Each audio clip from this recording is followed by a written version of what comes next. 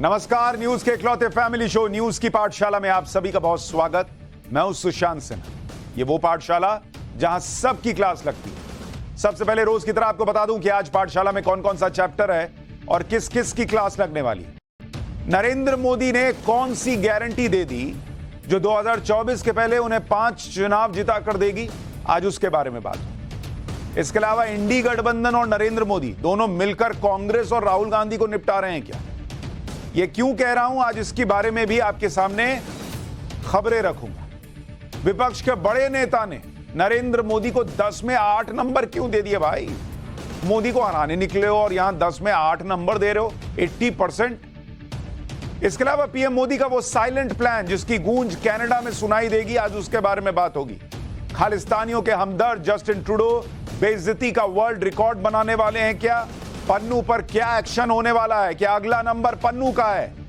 आज उसकी भी बात। सड़क पर दादागिरी करती महिला ने मोदी को फोन लगाने के लिए क्यों कह दिया? यूक्रेन युद्ध के लिए पुतिन अब चिल्लर आर्मी उतारने वाले हैं क्या? रूस के छोटे छोटे बच्चे अब यूक्रेन से युद्ध लड़ने जाएंगे क्या? आज इस बारे में भी बात होगी। और आखिर में किस्सा अनसुना, हमारा नया सेगमेंट। आज आपको उस नेता के बारे में बताऊंगा जिसने ट्रेन के टीटीई को जबरदस्ती फाइन दी भाई। ऐसी ईमानदारी किस नेता की, आज आपको बताऊंगा। लेकिन पाठशाला शुरू करने से पहले दिन भर की बड़ी खबरों का रिवीजन, उसके बाद पहला चैप्टर।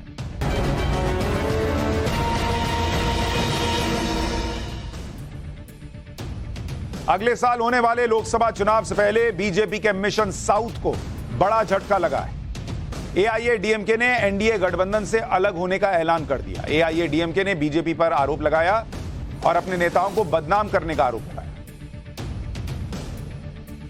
छत्तीसगढ़ दौरे पर पहुंचे राहुल गांधी ने आज ट्रेन में सफर किया।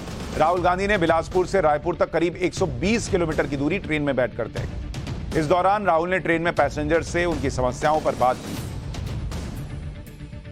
प्रधानमंत्री नरेंद्र मोदी के व्हाट्सएप चैनल ने नया रिकॉर्ड बना लिया है। एक हफ्ते से कम समय में पीएम मोदी के व्हाट्सएप चैनल पर फॉलोअर्स की संख्या 50 लाख यानी 5 मिलियन के पार चली गई, जिसके लिए पीएम ने अपने चैनल से जुड़ने के लिए व्हाट्सएप कम्युनिटी का आभार जताया। पीएम मोदी दुनिया के ऐसे नेता बन चुके हैं जिनके व्हाट्सएप चैनल पर सबसे ज्यादा फॉलोअर्स हैं और फॉलोअर्स की संख्या तेजी से बढ़ रही। रक्षा मंत्री राजनाथ सिंह ने आज देश के पहले टैक्टिकल मिलिट्री ट्रांसपोर्ट प्लेन को भारतीय वायुसेना को सौंप दिया। गाजियाबाद के इंडियन एयरबेस पर राजनाथ सिंह ने विमान की पूजा की।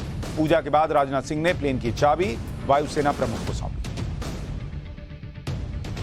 आरएसएस ने लव जिहाद और धर्मांतरण के खिलाफ मुहिम चलाने का फैसला किया। इसके लिए आरएसएस की शाखाओं के जरिए लोगों को जागरूक करने का प्लान तैयार किया गया। लखनऊ में आरएसएस की बैठक में संघ प्रमुख मोहन भागवत ने कहा कि लव जिहाद और धर्मांतरण को रोकने के प्रयास किए जाने चाहिए। भागवत ने आगे कहा कि शाखाओं को लगाने पर ज्यादा से ज्यादा जोर दिया जाना चाहिए। जहां जहां शाखाएं पहुंचती हैं वहां लव जिहाद और धर्मांतरण खुद ब खुद रुकने लगता है। पटना में महादलित महिला के साथ बर्बरता की घटना सामने आई। उधार और ब्याज का पैसा न चुकाने पर महिला को निर्वस्त्र करके पीटा गया। आरोप है कि पीड़ित महिला को शराब पीने के लिए भी मजबूर किया गया। पुलिस ने आरोपियों के खिलाफ SC/ST एक्ट में केस दर्ज कर लिया है। बीजेपी ने घटना को नीतीश सरकार के मुंह पर तमाचा बताया। वहीं सीएम नीतीश कुमार ने आरोपियों के खिलाफ सख्त कार्रवाई की बात कही। एशियन गेम्स में भारत का शानदार प्रदर्शन जारी है। महिला क्रिकेट में टीम इंडिया ने श्रीलंका को हराकर गोल्ड मेडल जीत लिया। इसके अलावा 10 मीटर एयर राइफल में भी भारत को गोल्ड मिला है। भारत के खाते में अब तक कुल 11 मेडल आ चुके हैं। एशियन गेम्स चीन में आयोजित हो रहे हैं और आज एशियन गेम्स का दूसरा दिन है। ये हो गया दिन भर का रिवीजन। अब पाठशाला की पहली क्लास। नरेंद्र मोदी ने कौन सी ऐसी गारंटी दे दी जो 2024 के पहले 5 चुनाव जिता देगी क्या? इंडी गठबंधन प्लस मोदी क्या दोनों मिलकर कांग्रेस और राहुल को निपटा रहे हैं? और विपक्ष के बड़े नेता ने चुनाव से पहले मोदी को 10 में 8 नंबर क्यों दे दिए? आज इसका चर्चा।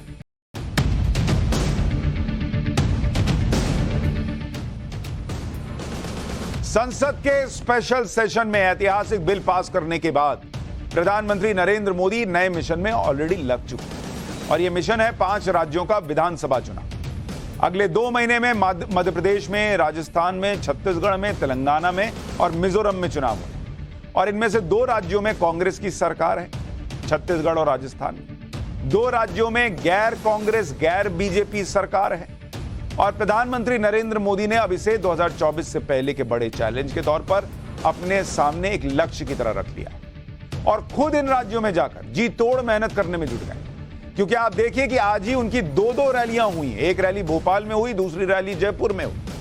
प्रधानमंत्री नरेंद्र मोदी ने दोनों रैलियों में कांग्रेस के जमकर धुलाई की और कांग्रेस को जंग लगा हुआ लोहा बता दिया। पहले एक बार प्रधानमंत्री नरेंद्र मोदी ने भोपाल और जयपुर से कहा क्या है वो सुनिए, फिर आपको बताऊंगा कि कैसे पीएम मोदी ने 2024 से पहले विधानसभा चुनाव के लिए नैरेटिव सेट किया। कांग्रेस के पास भविष्य की सोच ही नहीं बची है। कांग्रेस जंग लगा हुआ वो लोहा है जो बारिश में रखे रखे खत्म हो जाता है। अब कांग्रेस में न देखने का सामर्थ्य बचा है, न देश हित को समझने का। याद रखिएगा, मोदी यानी गारंटी पूरा होने की गारंटी। मैं जो कहता हूं वो करके दिखाता हूं। इसलिए मेरी गारंटी में दम होता है और ये मैं सिर्फ हवा में नहीं कह रहा हूं, बल्कि बीते 9 वर्ष का मेरा पूरा ट्रैक रिकॉर्ड यही है। पीएम मोदी ने गारंटी वाली बात इसलिए कही क्योंकि जिन राज्यों में चुनाव हो रहे हैं वहां पर गारंटीज का कंपटीशन चल रहा है भाई, और इन गारंटियों के भरोसे चुनाव जीतने का शॉर्टकट अपनाया जा रहा है। जैसे कांग्रेस ने विधानसभा चुनावों के लिए राज्यों में जो गारंटी देने का ऐलान किया है, जैसे 500 रुपए में सिलेंडर दे दे, कह दिया कि 500 रुपए में सिलेंडर दे दे, 100 यूनिट बिजली फ्री दे देंगे, 200 यूनिट तक बिजली हाफ कर देंगे, महिलाओं को 1500 रुपए हर महीने दे देंगे, ओल्ड पेंशन स्कीम लागू करने की बातें कह रही है कांग्रेस पार्टी, जातिगत जनगणना करवाना, महिला आरक्षण में 27% ओबीसी आरक्षण देना, ये सारी बातें कांग्रेस पार्टी कह रही है। मैं आपको ऑलरेडी बता चुका कि जातिगत जनगणना के आंकड़े कैसे यूपीए के जमाने में आ चुके थे, सार्वजनिक नहीं हुए, और उसमें कई कमियां थी जो खुद केंद्र सरकार ने, नरेंद्र मोदी सरकार ने कोर्ट में बताई। ओल्ड पेंशन स्कीम कैसे देश को बर्बाद कर देगी, ये मनमोहन सिंह कह चुके हैं, लेकिन चुनाव जीतने के लिए हर जगह ऐसी गारंटियां ऐसे फेंक दी जा रही हैं कि लीजिए सर, लीजिए लीजिए लीजिए, हम नई गारंटी लाए। आज राहुल गांधी भी छत्तीसगढ़ में थे और वो वहां पर इसी तरह से गारंटी दे रहे हैं। एक बार राहुल गांधी ने छत्तीसगढ़ में क्या कहा है वो भी सुनिए। हमने ये वायदे किए और देश के प्रधानमंत्री नरेंद्र मोदी जी ने कहा कि कांग्रेस पार्टी इन वायदों को पूरा नहीं कर सकती है। सच्चाई आपके सामने है। हमने जो वायदे किए थे हमने उनको पूरा किया।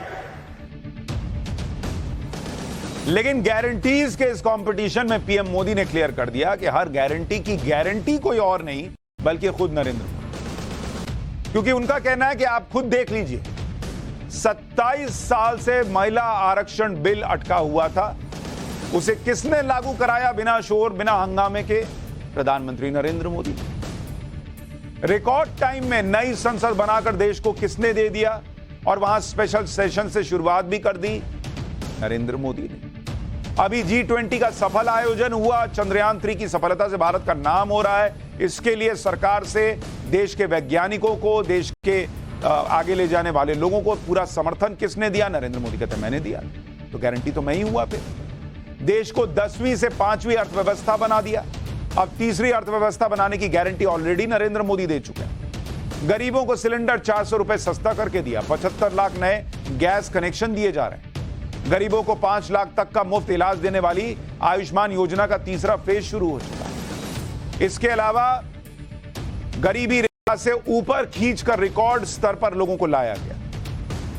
शौचालय बनाकर दिए, घर बनाकर दिए, अकाउंट में पैसा दिया। नरेंद्र मोदी कह रहे हैं मैंने तो सब करके दिया भैया। गारंटी देने, गारंटी करने और उस गारंटी को पूरा करने की गारंटी का नाम नरेंद्र मोदी है। ये नरेंद्र मोदी लोगों को बता रहे हैं, और उसमें भी ये ध्यान रखते हुए कि देश की अर्थव्यवस्था को नुकसान ना हो जाए और जिसको जरूरत है उसको मिले। यही वजह है कि विपक्ष के बड़े नेता और ओडिशा के मुख्यमंत्री नवीन पटनायक ने प्रधानमंत्री मोदी की तारीफ करते हुए उनके कामकाज को 10 में से 8 नंबर दिए।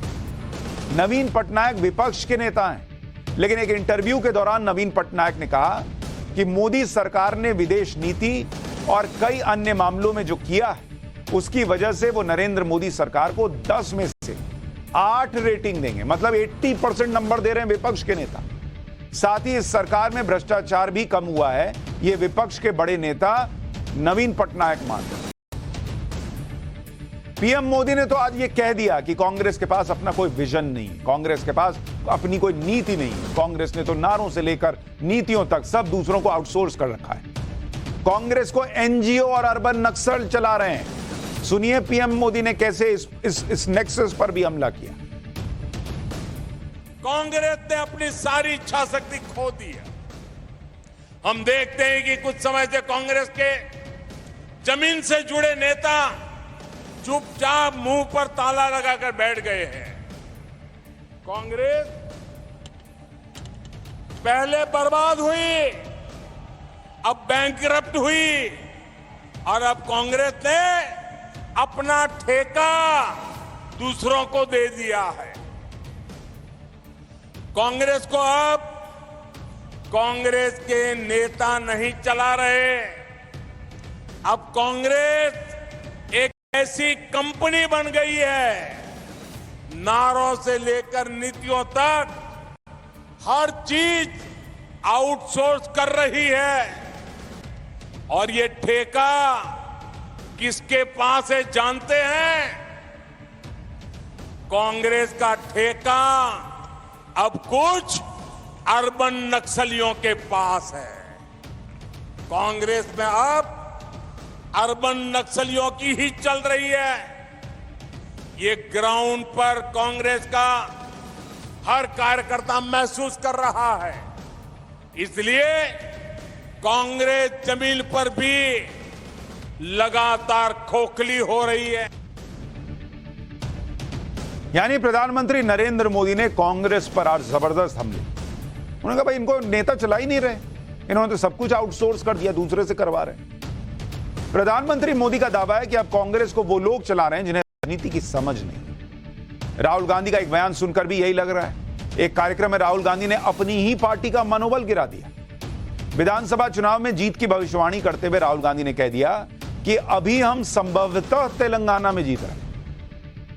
हर आदमी चुनाव के पहले तो कम से कम कहता है कि ना हम जीत रहे हैं, ताकि कम से कम आप मजबूती से तो लड़े, कार्यकर्ता जो है जोश से भरा रहे। राहुल गांधी कह रहे हैं अभी हम संभवतः तेलंगाना जीत रहे हैं, हम निश्चित रूप से मध्य प्रदेश और छत्तीसगढ़ जीत रहे हैं, हम राजस्थान में भी बहुत करीब हैं, हमें लगता है कि हम जीतने में सक्षम होंगे। अभी तो यही लग रहा है, मतलब वो खुद ही डाउट में है कि राजस्थान जीतेंगे कि नहीं। हाँ, अंदर खाने बीजेपी भी यही कह रही।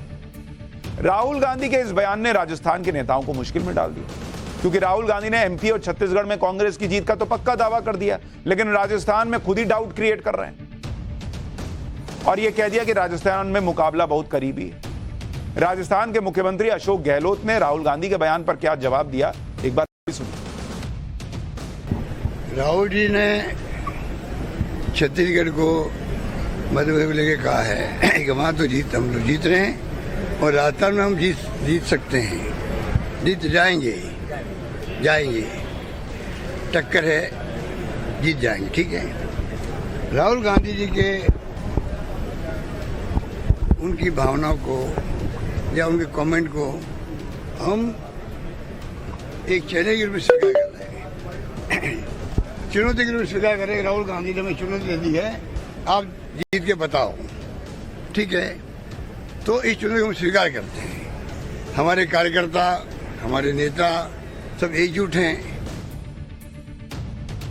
अब अशोक गहलोत के लिए संभालना मुश्किल हो रहा है।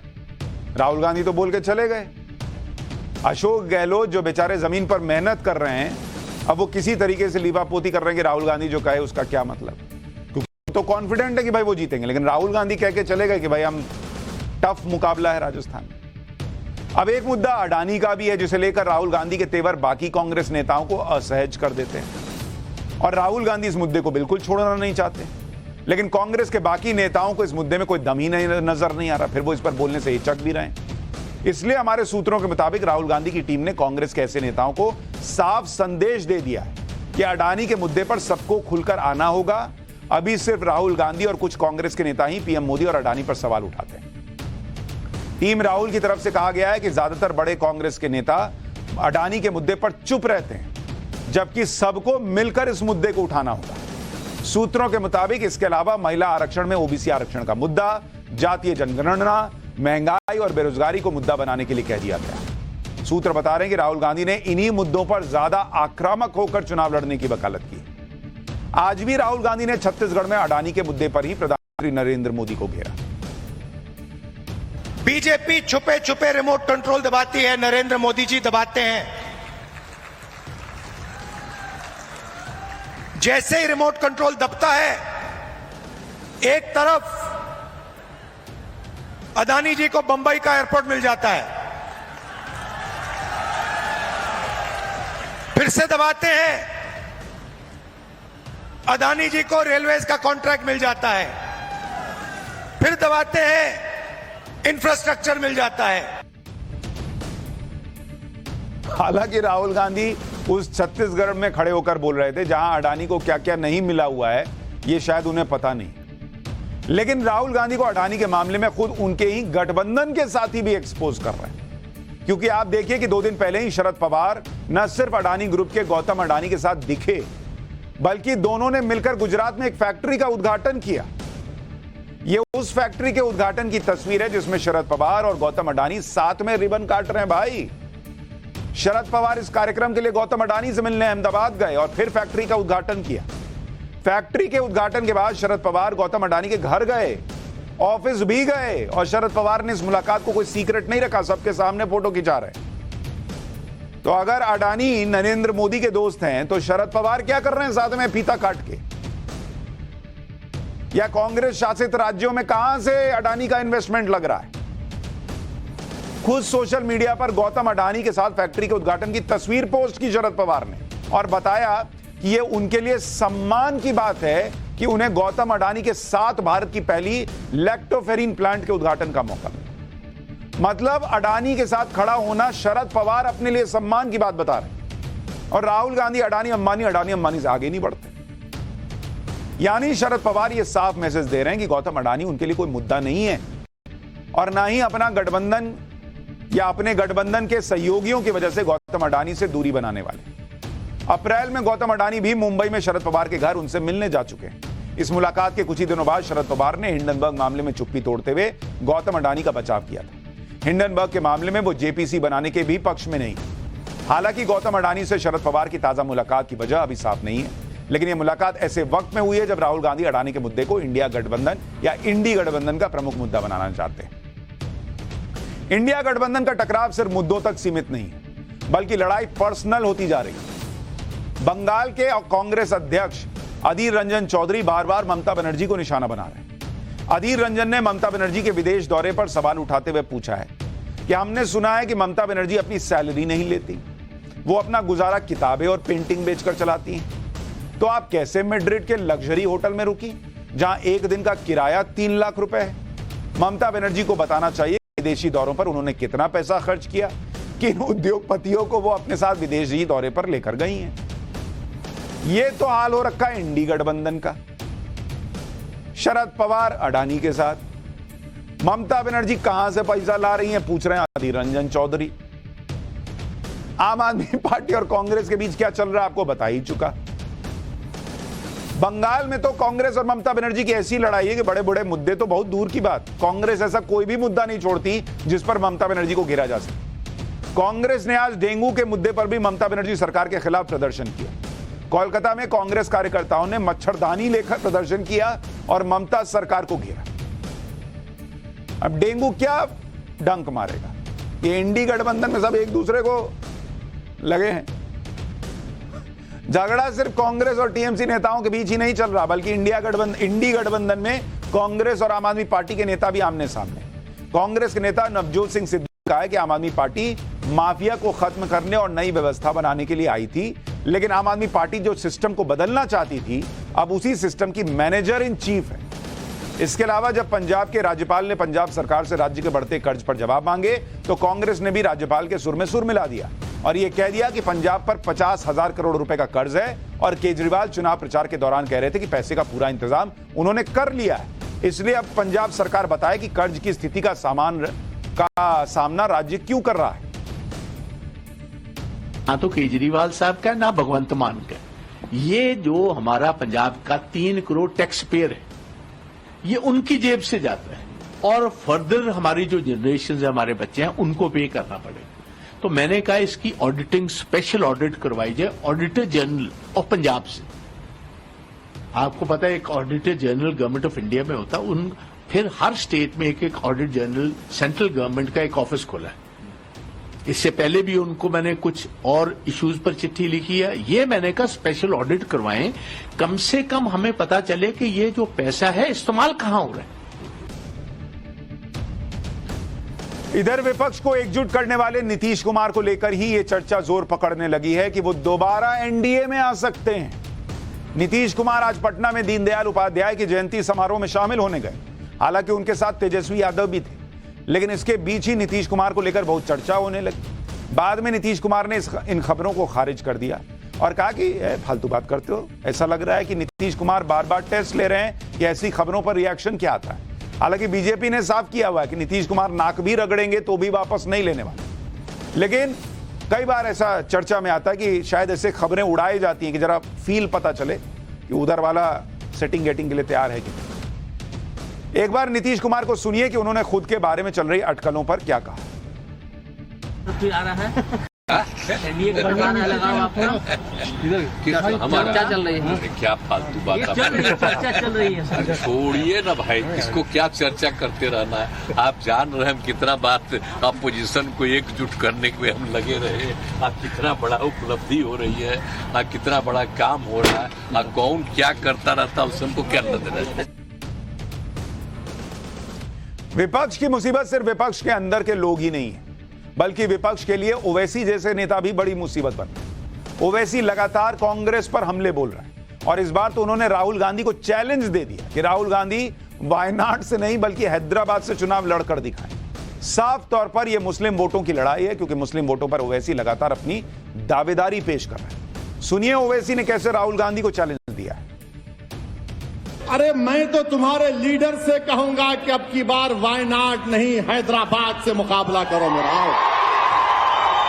मैं चैलेंज कर रहा हूं, वायनाड क्यों आओ, हैदराबाद को आओ। 2 हाथ हम आजमा लेंगे, पंजा आजमा लेंगे, आ जाओ। कहां वायनाड जाते प्यारे, आओ। बड़ी बड़ी बातें करते हो, बड़ी बड़ी बातें करते हो। अरे बात क्यों करते, आओ जमीन पर आओ, मुकाबला करेंगे। आओ एक शेरवानी दाढ़ी टोपी वाले से मुकाबला करके देखो, मजा आएगा। यानी पहले स्मृति ईरानी से मुकाबला करना पड़ा राहुल गांधी को, अब ओवैसी कह रहे हैं कि शेरवानी और गोल्ड टोपी वाले से मुकाबला करके दिखा। यानी वो भी एक तरह से कह रहे हैं कि राहुल गांधी वायनाड सिर्फ मुस्लिम वोटों की वजह से गए थे और इसीलिए जीते, और अगर आपके साथ इतने ही मुसलमान हैं तो हैदराबाद में मुझे हरा कर दिखाओ। अब ये चैलेंज राहुल गांधी और कांग्रेस पार्टी लेंगे या तो ये तो पता नहीं। पाठशाला में अब किस्सा अनसुना। आज प्रखर राष्ट्रवादी नेता पंडित दीनदयाल उपाध्याय की जयंती है, इसलिए किस्सा अनसुना में पंडित दीनदयाल उपाध्याय की ईमानदारी से जुड़ा किस्सा। एक बार पंडित दीनदयाल उपाध्याय ट्रेन से यात्रा कर रहे थे। इसी ट्रेन में उस वक्त के आरएसएस प्रमुख गुरु गोलवलकर भी यात्रा कर रहे हैं। हालांकि गुरुजी फर्स्ट क्लास में बैठे थे, जबकि पंडित दीनदयाल उपाध्याय जनरल डिब्बे में सफर कर रहे थे। जब गुरु गोलवलकर को पता लगा कि दीनदयाल उपाध्याय भी इसी ट्रेन में, तो गुरुजी ने जरूरी मुद्दों पर चर्चा करने के लिए संदेशा भिजवाकर उन्हें अपने पास बुलवा लिया। पंडित जी अपने डिब्बे से उतरकर फर्स्ट क्लास वाले डिब्बे में गुरुजी के पास पहुंच गए। चर्चा पूरी होने के बाद पंडित दीनदयाल उपाध्याय एक स्टेशन पर ट्रेन के रुकते ही अपने डिब्बे में वापस आ गए और उन्होंने टीटीई की तलाश शुरू कर दी। टीटीई मिला तो पंडित दीनदयाल उपाध्याय ने पूरी घटना बताई और जितनी देर वो फर्स्ट क्लास में सफर कर रहे थे गुरु गोलवलकर से बात करने के लिए, उसका किराया चुकाने की जिद पर अड़ गए। टीटीई ने जुर्माना लेने से इनकार कर दिया, जिस पर पंडित जी ने कहा कि रेलवे राष्ट्र की संपत्ति है, उसका नुकसान देश का नुकसान है।